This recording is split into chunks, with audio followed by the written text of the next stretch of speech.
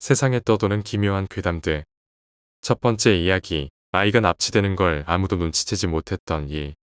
스쿨버스가 브라운스빌로 경로를 틀었을 때 아무도 눈치채지 못했다. 만일 눈치챘다면 왜 이쪽 길로 향하는지 궁금해했을 테니까. 이쪽 길에는 아무도 살지 않았다. 특히 아이들은 말이다. 하지만 아무도 알아차리지 못했다. 그래서 버스는 빨래판 같은 길을 덜컹거리며 지나갔다. 버스 안에서 아주 소수의 아이들만이 걱정할 뿐이었다. 왜냐하면 아이들은 매일 버스를 타왔기 때문이다. 그래서 별 문제 없을 거라고 생각했다. 그리고 행여나 스케줄이 변한다고 하더라도 어른들이 알아서 처리할 테니까. 버스 중앙에 혼자 앉아있던 한 여자아이가 눈을 동그랗게 뜬 채 주변으로 바뀌어가는 풍경을 바라보고 있었다. 버스는 브라운스빌 도로를 타고 내려가면서 나무는 점점 울창해졌고 하늘은 점점 시야에서 사라져갔다. 버스가 짙은 어둠 속으로 거의 뒤덮일 즈음 아이들은 무언가가 잘못되었다는 걸 깨달았다. 한 남자아이는 뱃속을 간지럽히는 게 흥분이 아니라 두려움이라는 사실을 인지하지 못한 채 불안한 환호성을 내뱉었다. 나머지 아이들도 그저 학교에 가지 않는다는 즐거움에 들떠 같이 환호성을 내질렀다. 불안함에 떠는 속삭임이 버스를 가득 채웠다. 버스 가운데에 앉아있던 그 여자아이가 마침내 자리에서 일어나 머뭇거리며 앞으로 다가가기 전까지 말이다. 버스 기사는 앞에 놓인 점점 좁아지는 길을 응시하고 있었다. 죄송한데요. 그 여자아이의 목소리는 속삭임에 더 가까웠다. 우리 어디 가는 거예요? 운전사는 말이 없었다. 여자아이는 운전사의 소매를 잡아당겼다. 죄송한데요. 아저씨, 저희 학교에 가야 돼요. 운전사는 브레이크를 세게 밟았다. 버스 뒤쪽에서 들리던 웅성거림은 순식간에 조용해졌다.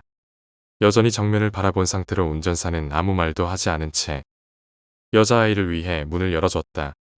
여자아이는 침을 꿀꺽 삼키곤 축축한 아침 공기를 향해 발을 내디뎠다.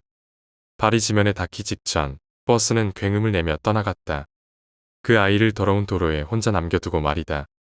뒷창문에서 그녀를 바라보는 수많은 시선에는 이전의 모험감은 사라지고 두려움만이 남아있었다. 여자아이는 버스가 사라질 때까지 바라보고는 마을로 향해 긴긴 발걸음을 시작했다.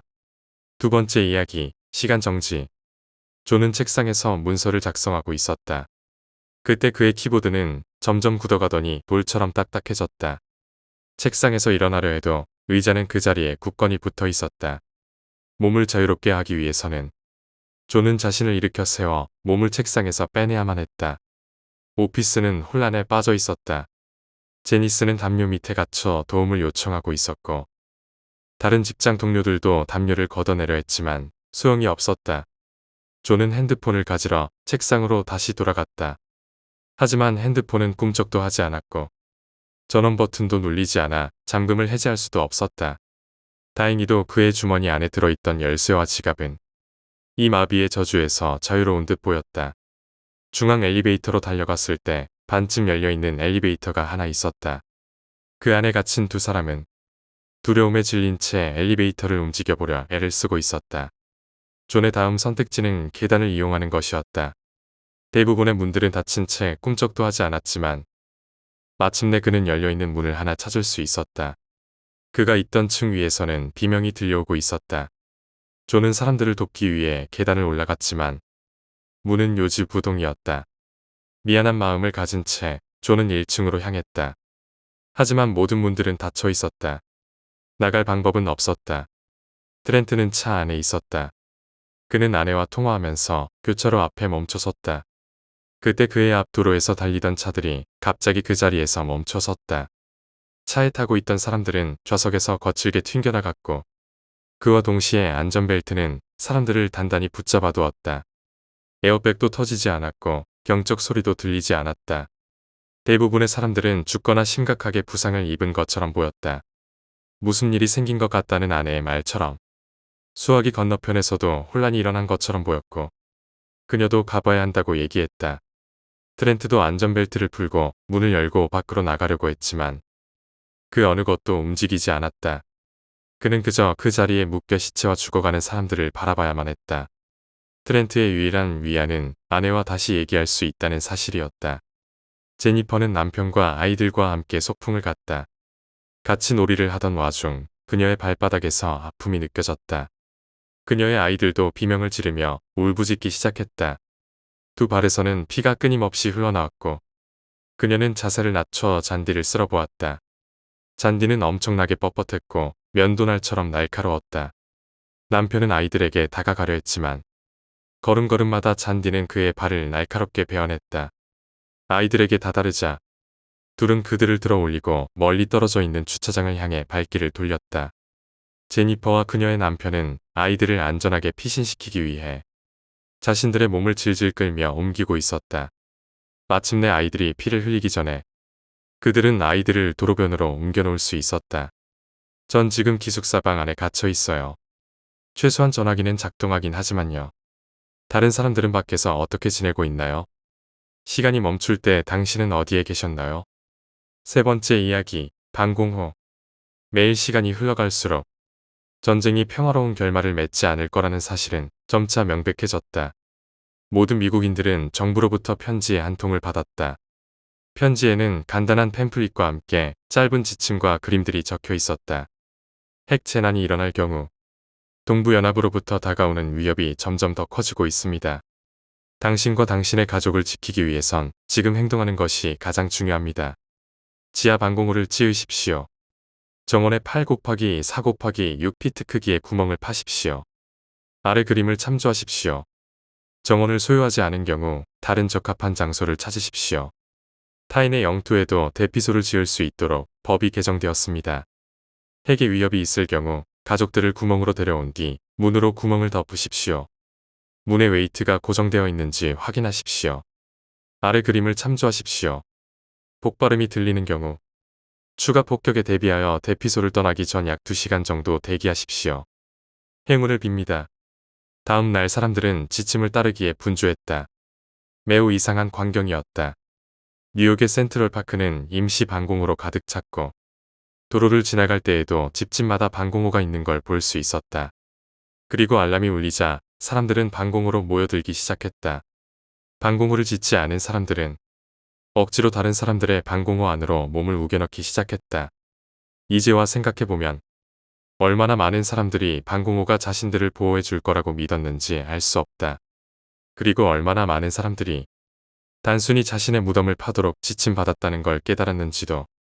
전쟁엔 돈이 많이 들고 한 푼이라도 아쉬우니까. 네 번째 이야기, 끌리는 소리. 여름이 끝나갈 무렵 본가로 돌아왔을 때의 이야기다. 나는 친구와 함께 드라이브하고 있었다. 기왕 온 김에 조금 멀리 나가보고 싶어서 2시간 걸려 산으로 둘러싸인 고향 마을에 놀러갔다. 이곳은 호수와 온천으로 유명해서 예로부터 아이누의 마을로 알려진 관광지였다. 관광 시즌이 지나면 한산해져서 느긋하게 휴식을 취하기에 좋은 장소였다. 우선 친구와 함께 온천욕을 하러 갔다. 리모델링한 지 얼마 되지 않은 평판이 좋은 호텔이었고 노천탕도 매우 개운했다. 대충 돌아보며 쇼핑도 하고 나니 이제 할 게 없었다. 해가 지기 시작했으니 돌아가려면 지금 가야 했다. 하지만 왠지 모르게 돌아가고 싶지 않았다. 내심 이미 여기에서 하룻밤 묵기로 마음먹은 상태였다. 나는 친구에게 내 생각을 말했다. 좋은 생각이네. 여기 자주 오는 것도 아니니까. 친구는 내 말에 동의하고 하룻밤 묵을 숙소를 같이 찾아주었다. 물론 친구는 아내와 아이들이 있어서 먼저 집에 돌아갈 예정이었다. 아까 온천욕을 했던 호텔은 너무 비싸서 잠만 잘 수 있는 가장 저렴한 숙소를 찾아보기로 했다. 하지만 비수기인데도 저렴한 숙소는 전부 만실이라 여러 번 퇴짜를 맞았다. 차를 몰고 빙글빙글 돌아다니던 중 친구가 안 하고 소리쳤다. 저 여관, 차가 한 대도 안 서 있어. 친구가 가리킨 여관 주차장에는 확실히 차가 한 대도 없었다. 수상하니까 저긴 관두라고 하는 친구를 뿌리치고 나는 여관으로 들어갔다. 입구에 다가가니 유리문 너머에 작은 할머니가 서 있었다. 아무래도 거기 계속 서 있었던 것 같았다. 등이 굽은 할머니는 생긋 미소를 짓고 있었다. 빈 방 있나요? 그렇게 묻자 모든 방이 비어 있다는 대답이 돌아왔다. 숙박비는 1박에 3,000엔. 여기로 정했다. 할머니는 마음에 드는 방을 쓰라고 하셨고 나는 목욕탕과 가장 가까운 방을 골랐다. 방에는 TV조차 없었기 때문에 온천욕을 하는 것이 유일한 오락거리였다. 이왕 이렇게 된 거 목욕을 10번은 더 하자라고 나는 각오를 다졌다. 저녁 식사를 편의점 도시락으로 때우고 바로 목욕탕으로 갔다. 목욕탕은 천장이 높고 벽도 욕조도 유황 성분으로 검붉게 변색되어 있었다. 목욕탕 물도 아주 시원했고 넓은 탕을 혼자 독차지하는 기분도 훌륭했지만 문득 여기에 손님이라곤 나 혼자라는 생각에 갑자기 불안해졌다. 큰 탕 안에는 김이 서려시야가 흐렸고 욕조 안쪽에 누가 있으면 어떡하지? 라는 불길한 상상에 등골이 오싹했다. 덕분에 머리를 감을 때는 몇 번이나 뒤돌아보면서 아무도 없는지 확인해야 했다. 그 후 맥주를 마시고 온천욕을 2번 한 뒤 기분 좋게 잠자리에 들었다. 불을 끄고 마치 빨려 들어가듯 잠이 들었다. 문득 깨어 눈을 떠보니 주변은 여전히 어두웠다. 왜 이 시간에 잠이 깼나 했더니 소리가 나고 있었다. 누군가가 복도를 걷고 있었다. 하지만 발소리는 아니었다. 뭔가를 질질 끄는 듯한 둔탁한 소리였다. 그 소리가 내 방 앞에서 멈췄기에 나는 복도에 있는 게 주인 할머니라고 생각했다. 객실 포트에 담긴 온수를 갈아주러 온 줄 알았는데 생각해보니 그럴 리가 없었다. 지금은 한밤중이니까. 태평하게 생각하던 시간도 잠시 다음 순간 나는 공포에 휩싸였다. 그 소리가 방 안으로 들어온 것이다. 만약 주인 할머니가 맞는다고 해도 무서울 것 같았다. 나는 잠든 척하며 방에 들어온 누군가가 빨리 나가기를 기도했다. 하지만 그것은 내가 누운 이부자리를 중심으로 방 안을 빙빙 돌았다. 마치 사냥감을 바싹 뒤쫓는 짐승처럼 바닥을 질질 끄는 듯한 소리가 점점 가까워졌다. 그만해. 제발 다른 데로 가. 라고 나는 마음속으로 절규했다. 소리가 점점 거리를 좁혀왔다. 나는 너무 무서워서 이불을 머리끝까지 덮으려고 했다. 하지만 거기에 있어야 할 이불이 없었다. 나는 황급히 주변을 뒤졌다. 그때 손끝에 만져졌다. 있을 리가 없는 것이. 그것은 내 바로 옆에서 자고 있었다. 뻣뻣한 털이 촘촘하게 나 있어서 마치 커다란 개나 늑대의 등 같았다. 나는 패닉 상태가 되어 이불을 찾았다. 이불은 발밑까지 내려와 있었고 나는 이불을 찾자마자 머리끝까지 끌어당겼다. 추위와 공포에 덜덜 떨고 있었지만 이윽고 나는 잠이 들었다. 다음 날 아침 햇볕을 쬐며 어젯밤은 꿈이었나 하고 생각했다. 체크아웃하러 로비에 나왔을 때 모든 사실을 알 수 있었다. 로비에는 많은 사진이 장식되어 있었다. 전부 곰 사진이었다. 사냥꾼의 총에 맞아 죽은 곰 사진 여러 장이 마치 전시회처럼 늘어서 있었다. 주인 할머니에게 여쭤보니 아들이 곰 사냥꾼이었다고 한다. 나는 그 순간 깨달았다. 어젯밤 질질 끄는 소리에 주인은 바로 내 발로 걷던 곰이 아니었을까? 그 생각을 하는 순간 이상하게도 두려움은 사라지고 조금 슬픈 기분이 들었다. 5번째 이야기, 죄를 삼켜라. 아미나카 부족에 대해 가장 충격적이었던 건 그들이 규칙적으로 인육을 먹는다는 점도 아니었다. 우리를 그 자리에서 죽이지 않은 점도 아니었다. 가장 놀라웠던 건 그들이 영어를 아주 유창하게 한다는 점이었다. 한 번만 기회를 주겠다.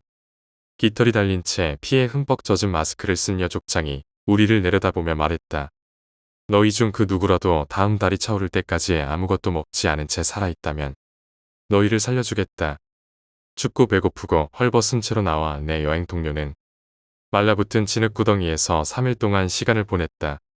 부족은 매일 새로운 전사를 보내 물 항아리를 내려보내고 우리가 이 구덩이에서 기어 나오지 못하도록 감시했다. 3일은 긴 시간이 아니었다. 정말 긴 시간이 아니었다. 하지만 매일 하루의 절반을 피할 수도 없는 뙤약볕 아래서 목은 타들어가고 뱃속은 텅 빈 채 지내야 한다면 3일은 영원히 느껴졌다.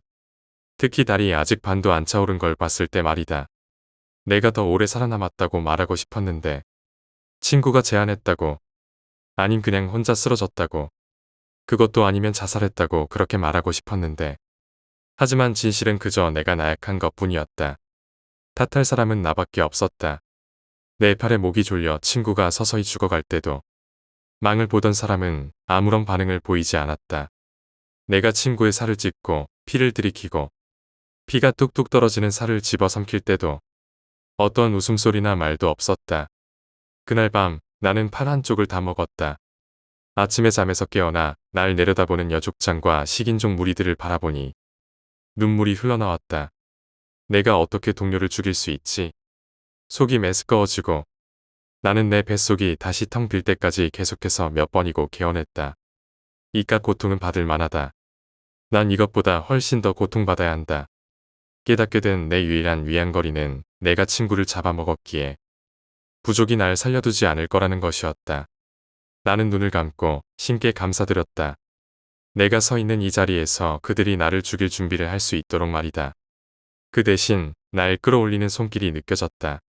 그리고 내가 눈을 떴을 때 그들은 웃는 얼굴로 날 새로운 형제로서 환영했다. 6번째 이야기, 아버지의 죽음. 아버지께서 돌아가신 후 많은 시간이 흘렀다. 이리저리 정리할 것이 많아 이제야 일기를 쓴다. 지독히 쓸쓸한 죽음이었다. 내가 아버지를 닮아 그러하듯 아버지께선 친구가 많은 편이 아니었고 루게릭 병으로 누워 계신 지가 얼추 10년이었다. 아버지께선 누워 계시는 동안 조카나 친척들께서 찾아오는 것조차 극도로 꺼려 하셨다. 자신의 병든 모습을 누구에게도 보이고 싶지 않다는 게 그 이유였다. 그런 아버지에게 친구나 지인이 남아있을 리 없었고 아버지의 빈소에 찾아오신 아버지 지인분은 거의 10년을 들락날락했던 동수원 병원의 간호사님 한 분과 간병 이모들 그리고 노무사님 뿐이었다. 투병 생활 동안 아버지의 소통은 루게릭 협회에 집중되어 있었다. 내가 감히 이해할 수 없는 동병상련으로 뭉쳐진 커뮤니티였다. 다만 아버지께선 루게릭병 환자 중에서 생존 기간이 비교적 긴 편이었고 안타깝게도 많은 루게릭 협회 분들이 아버지보다 먼저 돌아가셨으므로 아버지의 죽음에 애도해 주실 수 있는 분들은 거의 없었다. 하지만 아버지보다 오래 생존하신 딱 한 분께서 근조 화환을 보내주셨고 그것이 아버지의 기나긴 투병 생활과 루게릭 협회에 쏟은 애정을 증명하는 듯한 산물처럼 느껴졌다. 사람의 촉이라는 게 과연 실존하는 것이었을까? 마치 아버지께선 자신의 죽음을 미리 예견하신 것처럼 보였다. 돌아가시기 거의 직전 자신을 오래 돌봐주던 간병 이모를 단어 그대로 즉시 내쫓았다. 그 당시에 나는 의아했으나 지금 생각해보면 아마 돌아가시기 전 자신을 오래 돌봐준 간병 이모에게 일부러 정을 떼기 위함이 아니었을까 싶다. 살아생전에 아버지께서는 간병 이모에게 자신의 상태가 안 좋아지시면 그냥 죽게 내버려달라고 말씀하셨었다고 한다. 하지만 간병 이모께서는 그럴 수 없다고 구조대에 신고해서라도 어떻게든 살려내겠다고 얘기하셨다고 한다. 그 말대로 아버지의 병세에 대해 나보다 더 잘 아는 간병 이모가 그날 계셨더라면 어쩌면 아버지께서는 더 오래 사실 수 있었을지도 모른다. 그러나 아버지께선 연명 치료하시는 것을 극도로 싫어하셨으므로 자신의 죽을 날을 미리 감지하고 간병인을 미리 내쫓는 조치를 취했던 건지도 모르는 일이다. 그리고 아버지께서는 내가 얼마나 바쁘고 힘들게 일하는지를 잘 알고 계셨기 때문에 내가 근무하는 시간 동안에는 일체 연락하신 적이 한 번도 없었다. 그럼에도 불구하고 사망하시던 날 낮 시간대에 힘겨운 목소리로 전화를 걸어 좀 와줄 수 있냐고 하셨다. 나는 무슨 일이었는지는 몰라도 뭔가 잘못되었음을 알 수 있었다. 어쩌면 돌아가시기 전에 마지막으로 아들과 얘기를 길게 나누고 싶으셨던 걸지도 몰랐다. 일을 번개처럼 끝내고 조퇴한 후 아버지 댁에 도착했을 때 아버지께선 간병인도 없이 침대에 혼자 덩그러니 누워 계셨다. 어찌 된 거냐고 물어보니 그날 새로운 간병인이 보이스피싱을 당했다며 꼼짝도 못하는 환자를 내버려 두고 그냥 가버렸다는 것이다. 어처구니 없었지만 나는 아버지의 소변이며 물이며 집에 있던 간식들을 챙겨드리고 많은 얘기를 나눴다. 물론 그날이 아버지와 마지막 날임을 전혀 인지하지 못한 채 말이다. 그날 밤 늦게 간병인이 다시 돌아왔고 나는 간병인에게 상욕을 퍼부었다. 그리고 아버지께서는 예전에 자신을 돌봐줬던 다른 간병 이모도 불렀다. 믿을 만한 새로운 간병인을 소개해 달라는 명분으로 말이다. 그분은 아버지가 아프기 시작했을 때부터 아버지를 도와주셨던 활동보조인 이모였다. 어쩌면 마지막으로 돌아가시기 전에 작별 인사라도 하기 위함이 아니었을까 생각한다. 그날 밤 아버지께서는 마치 주무시는 듯한 편안한 모습으로 떠나셨다. 나는 아버지께서 루게릭병 확진을 받으셨을 때부터 죽음에 대한 준비를 하고 있었다고 생각했지만 실상은 그렇지 못했다. 정신없이 장례를 치르고 나니 할 일이 산더미였다. 어머니와는 이혼하셨고 자식은 나 하나뿐이었으므로 그 일은 오롯이 내 몫이었다. 아버지의 유품이며 채권 정리며 쉴 틈 없이 바쁜 나날을 보냈다. 이상한 건 그 이후부터였다. 일상으로 복귀한 후 아버지께서 나를 지켜주고 계신다는 느낌을 여러 차례 받았다. 거의 15년 동안 내 과실에 접촉사고 한 번 없었던 나에게 몇 번의 큰 사고 위기가 연달아 있었는데 신기하게도 한 끗 차이로 모두 비켜나갔다. 사이드미러에서 보이지 않던 제네시스가 빠른 속도로 갑자기 나타나 내 차와 손 한 뼘도 안 되는 간격으로 스쳐 지나간다든지 하는 일들이었다. 심지어 주차장에서 접촉사고도 한 번 일으켰는데 상대방 차주께서 크게 망가진 게 아니니 그냥 가라는 얘기를 하셨다. 그뿐만 아니라 일일이 자세히 열거하긴 힘들지만 금전 문제나 부동산 문제 역시 누가 몰래 도와주고 있는 건 마냥 술술 풀렸다. 그때 나는 느꼈다. 돌아가신 아버지께서 나를 도와주고 계신 거라고 말이다. 아버지께서는 외동아들인 나를 극도로 아껴주셨다. 어느 부모님이나 마찬가지겠지만 뉴스에 가끔씩 나오는 부모, 아니 인간 같지 않은 많은 사람들을 볼 때마다 내가 부모님을 잘 만난 거라고 더욱 크게 느껴졌다.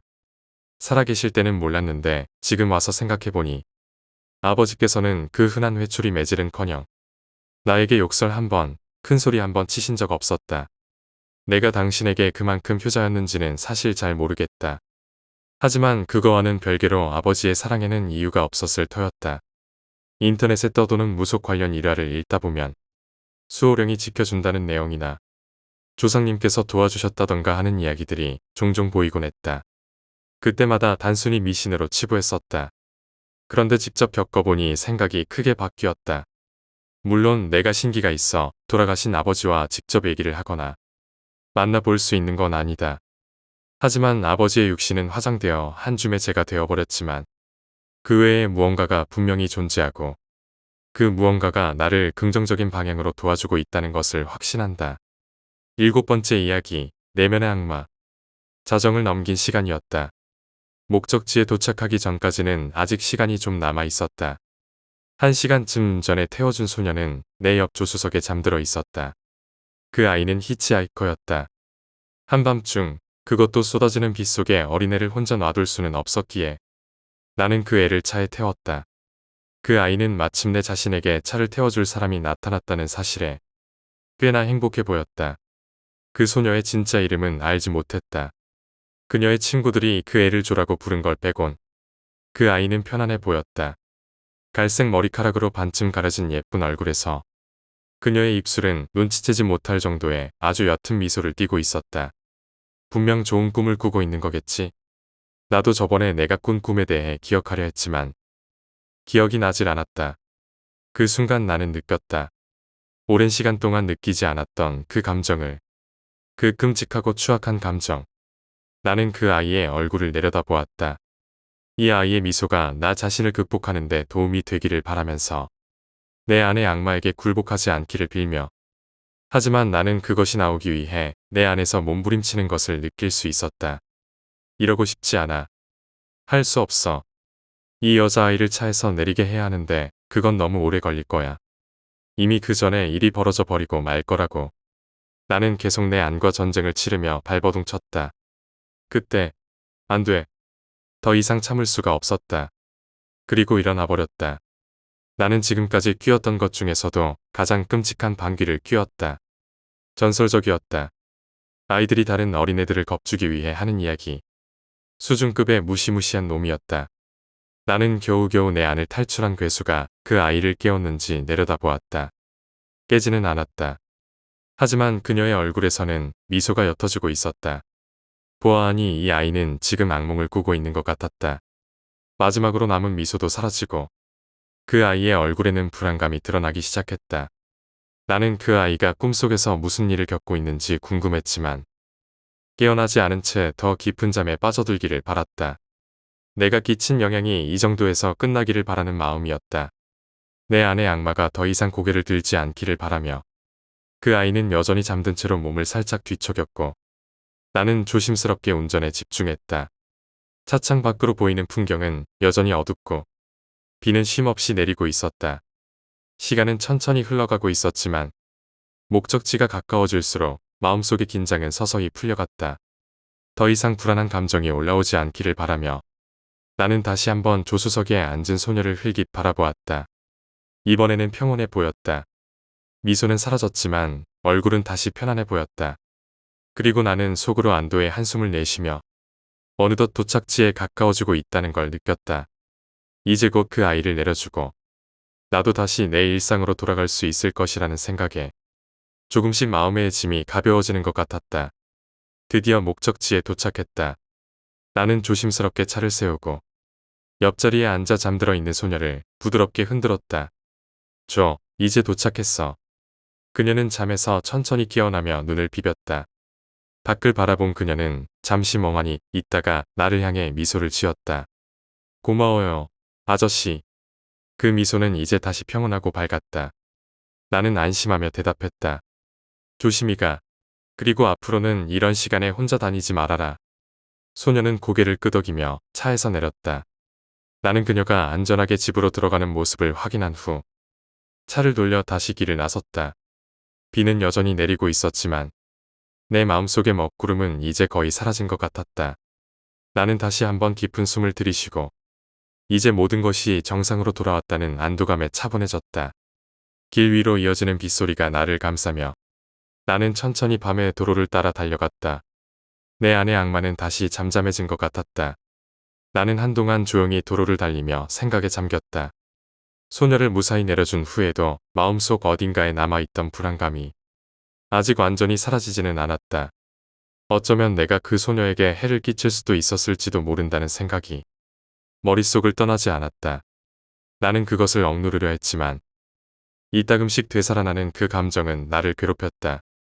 어느새 밤은 깊어졌고 도로 위에는 나 혼자뿐이었다. 비는 조금씩 잦아들었고 차창 너머로 보이는 가로등 불빛이 희미하게 번져 보였다.